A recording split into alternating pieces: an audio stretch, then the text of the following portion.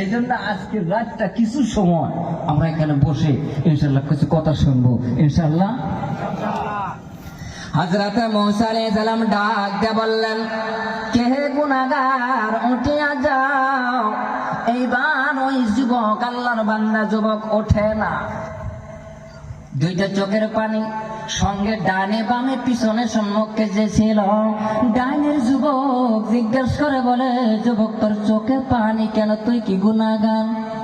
বাম পাশের যুবক ডাক দিয়ে বললেন, তোর চোখে কেন পানি, একটু বলো বলো বলো। যুবক কোনো কিছু না বলে শুধু জবানে আল্লাহ আল্লাহ, মাফ করে দাও দয়ার আল্লাহ, আমার আল্লাহ এমন সময় মাফ করে দিয়ে রে, জমিনের সঙ্গে সঙ্গে মেঘ বৃষ্টি শুরু করে দিয়েছে।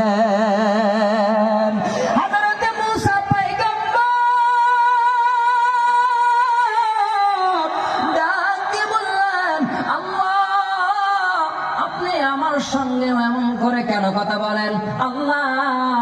কিছুক্ষণ আগে আপনি বললেন জমিনে মেঘ বৃষ্টি দিবেন না, এখন জমিনে মেঘ বৃষ্টি হতেছে, কারণ কি আল্লাহ?